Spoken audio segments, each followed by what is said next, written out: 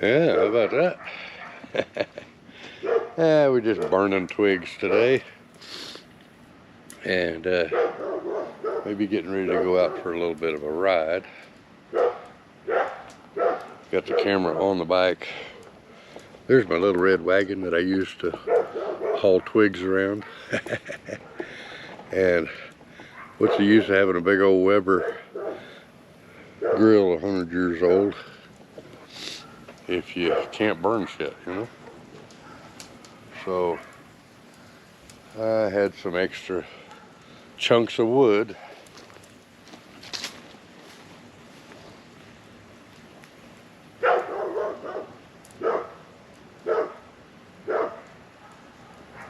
Yeah. So a chunk I missed. I don't have any of my armor on because I just rode back to the backyard. But I've been known to take off.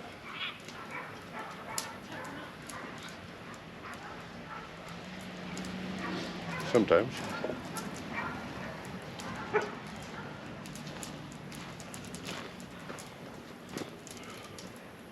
Hell yeah, I might keep that tape and sit by the fireside and run it in loops. We'll be back. Yeah. Here we are, boys and girls. Take a little ride. See what's going on. See if everything's working right. Stuff like that. Yeah.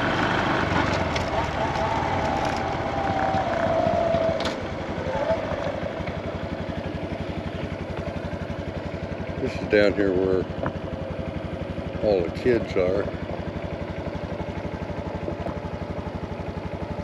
and everything.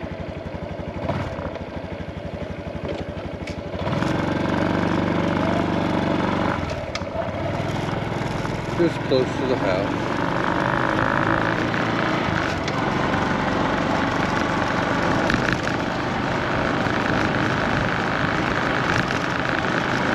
While I was burning all my twigs, I seem to have got my head stopped up.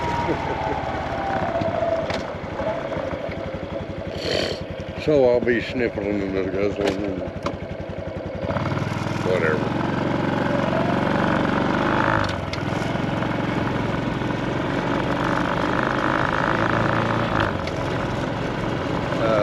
Awful lot of people are looking at my videos right now compared to normal, and maybe all these improvements I've made are good, or they may have just liked my music. I'm glad I'm not monetized. I'd have all kinds of people coming after me. But YouTube had a pretty good sense of humor about it, and they said no restrictions.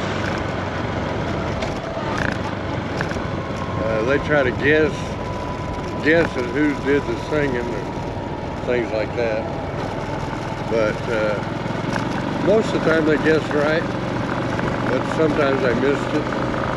They missed Carrie Underwood.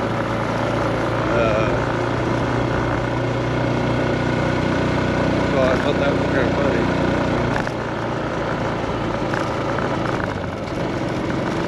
It's funny how if you're the copyright owner and somebody's making money off your song, then you're supposed to be compensated for it, of course, I guess.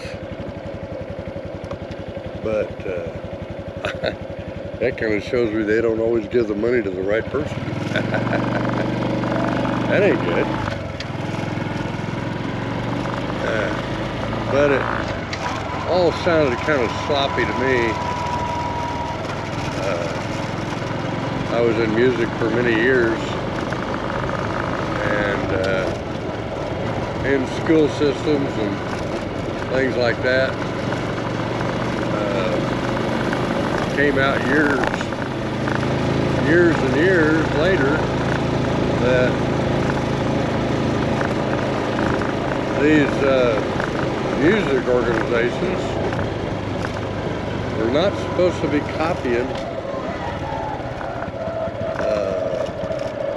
copyrighted music. You know, so that you'd have enough French horn parts or violin parts or whatever for however many people you had in your class. And I never knew anything about it. Of course, didn't understand it. But when copy machines became so prevalent, they always had the Xerox machines, but you had to go to a lot of trouble to do a Xerox because it was a waxed impression, you know, and so scanning something or a picture or something like that, that'd be impossible. And that's what the schools all used, because what were they using it for? They were using it for the tests and worksheets and all the things that drive a school. And it was a pretty good deal for them. They really should have stuck with it, except everybody wants to do everything faster and better, and with less effort. Can you imagine all the effort those teachers put out to Xerox a test, you know? I mean, they were very careful with them and would hang on to them for years so they wouldn't have to recreate that waxed impression that fit on the machine, and just hope that it didn't deteriorate over their tenure, you know, and they wouldn't have to do it again very often. And but teaching has changed a lot, and still most of the people that I know are teachers, and I don't have any dealings with them now, and some of them are dying off. How I live to be so old, I don't know. But that could end at any moment. Yes, it could. But anyway, you know, you're not supposed to copy music, and then I got close to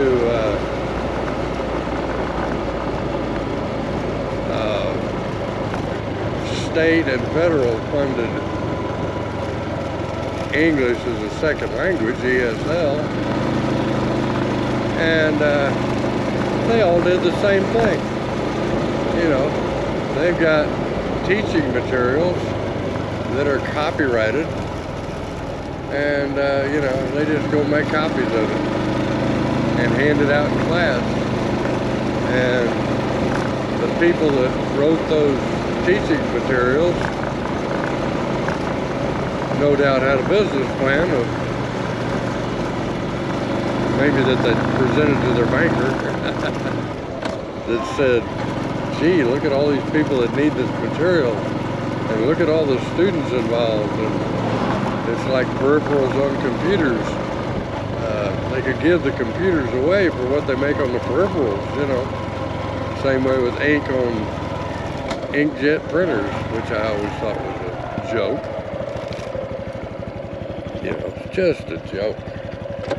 And they did kind of started giving the printers away because they make so much on ink. Really. I mean, a lot.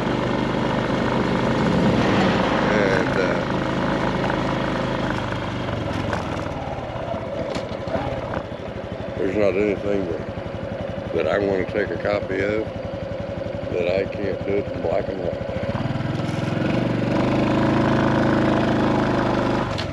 And so I take my old toner cartridges and get 8,000 copies off of one, you know. And the toner cartridges have now gotten cheaper than a little bitty vial of inkjet. It's funny, you know, just hilarious. And so that's kind of how the world works. Everybody's screwing everybody else.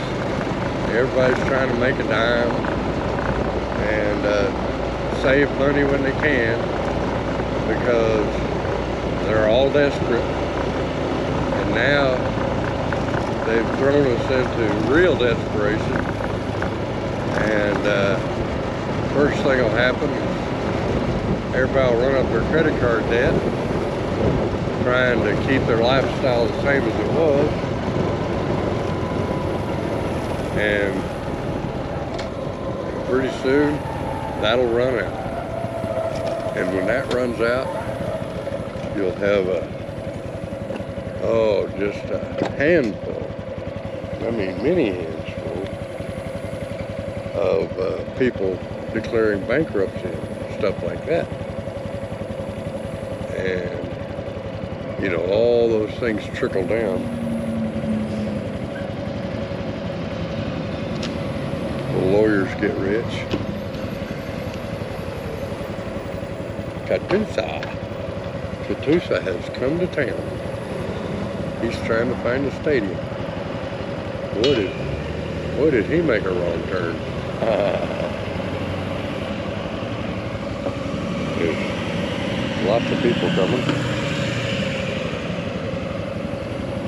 Lots of parts of something that everybody's running over. Oh, that looks like tree stuff. Let's see, I better get across here while I can. Go follow that Katusa bus. Oh, well, he may have been going to the softball field, I guess. Kind of looks that way.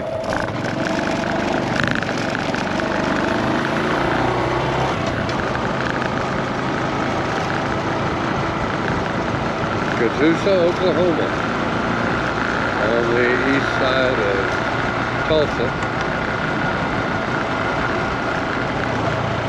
And it'll take them a while to get here, since it's on the other side. But what time of day is it? I got 11 minutes after 4, so they got out of school.